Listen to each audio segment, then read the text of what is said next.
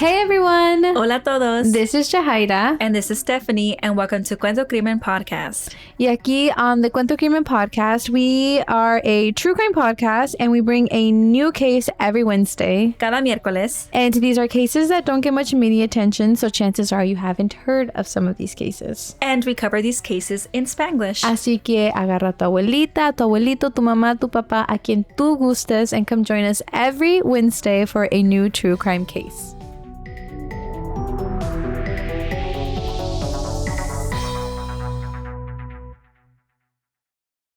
So, Cecilia, who is also known as Ceci, tenía 15 años y ella era estudiante en Richmond High School.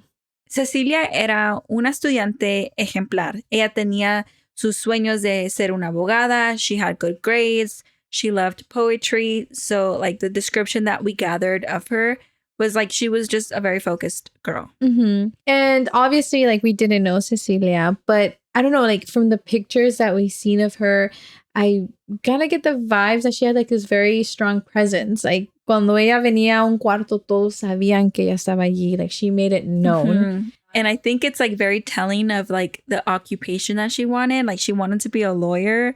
I already imagine like a girl boss, like very fierce walking in, ready to like dominate. So I get what you're saying. Yeah. But again, that's just, you know, a me and stuff thing off of the pictures. Como decimos, no la conocemos. So we can't fully say. Pero desafortunadamente, el marzo del 1994, Cecilia venía caminando a casa desde la escuela. And she decided to take a shortcut through Downer Elementary School. And I know most of us conocemos el dicho of like, oh, you took the wrong turn. Well, sadly enough, this is exactly what happened. Downer Elementary School era una escuela que estaba abandonada.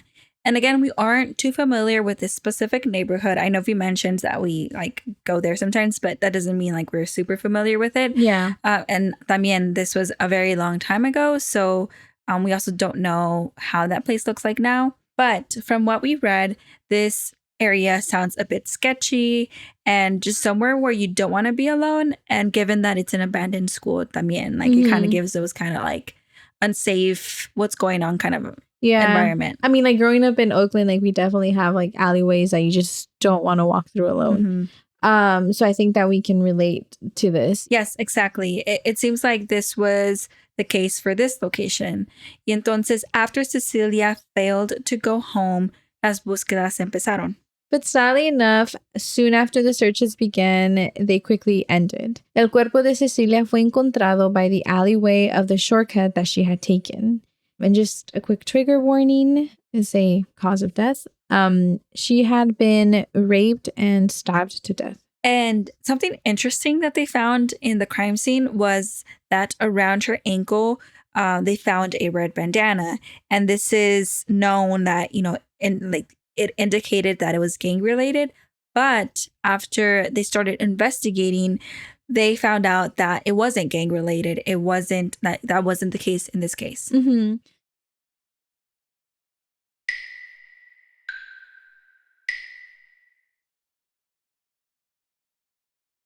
Investigators were quick to bring a suspect. We aren't too sure how they linked them or, you know, how they got to this person. We just know they did.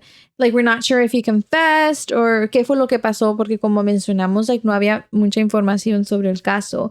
Pero lo que sí sabemos es que Juan Miguel Chávez García was the person of interest. Juan solo tenía 17 años y él apenas acababa de llegar a Richmond y de México. His stepmom was actually the one who brought him over in hopes que él tuviera una vida mejor. What a plot twist. Honestly, right? Yeah. And it's like a los pocos días que entró, you know? Yeah, a los pocos días. And, you know, like they bring him over so he can have like, you know, a better lifestyle and whatnot. I don't know exactly like, you know, the backstory to that. Yeah. But a los pocos días to do something like this, it's like, what a big plot twist. Yeah. Y hablando de eso, Juan did confess to the murder, but he never really gave a motive to the murder. Yeah. I mean, unless like the motive was to sexually abuse her, you know, like he did rape her. So like, what if I don't know. That was it. That was it. And then, he decided to kill her after. No estamos segura. Pero cuando él confesó, he even said a comment about the red bandana. He said that after he had killed her, que al día siguiente, él regresó a poner the bandana around her ankle. I think like this goes to show exactly like, like he was processing this and he was thinking, he was trying to get away from it. But, I'm glad that wasn't the case. I'm glad that they found, that Juan was responsible and he was sentenced to life in prison without parole. And after a few months, Juan actually tried to appeal that sentence by saying that he had found religion mientras que él estaba dentro serving his time and that he was just very remorseful for what he did. Pero el juez dijo que no, that he did not believe Juan has changed, has become this new person. And that for this horrible action, he had to face the consequences and serve his time. This topic in particular has a lot of like gray areas. And I feel like there's been cases donde les preguntamos a ustedes, like, what do you think? Like, can a person really have a change of heart? Like, can you truly forgive someone for doing something like that? Yeah. I think that's a very tough question to answer. And like, that leads to a different conversation of like punishment and rehabilitation in prisons. Yeah.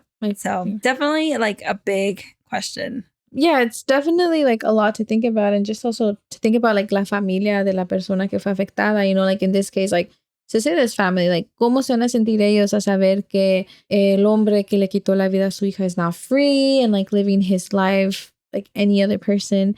It's just a lot. And I think just like at the end of the day, nomás tenemos que recordar que Cecilia no va a regresar y su familia perdió a su hija, a su hermana. Y pues Cecilia era una persona que merecía vivir.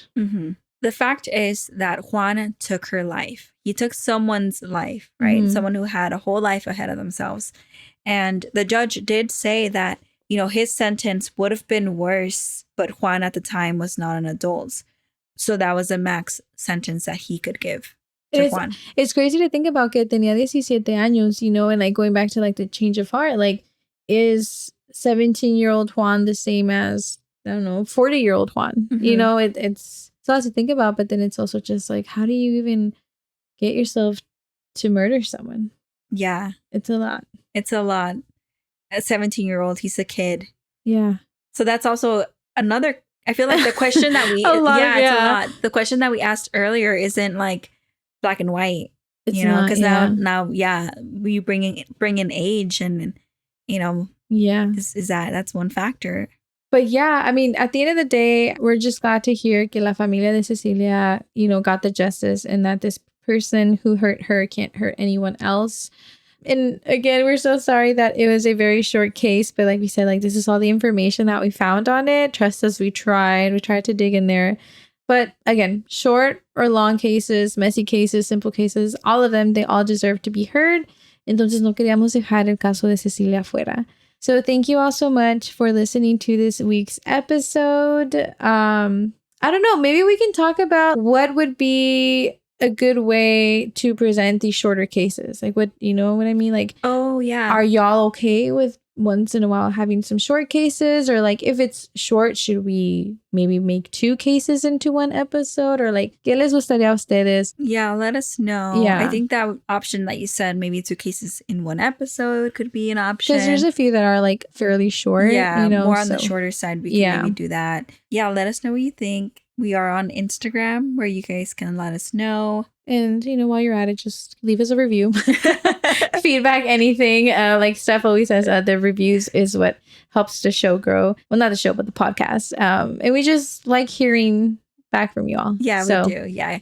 You can leave a written review on Apple Podcast or leave us a rating on Spotify. That would be amazing. And we truly appreciate that. And I think that's it for this week, folks. Ahí nos vemos para la próxima.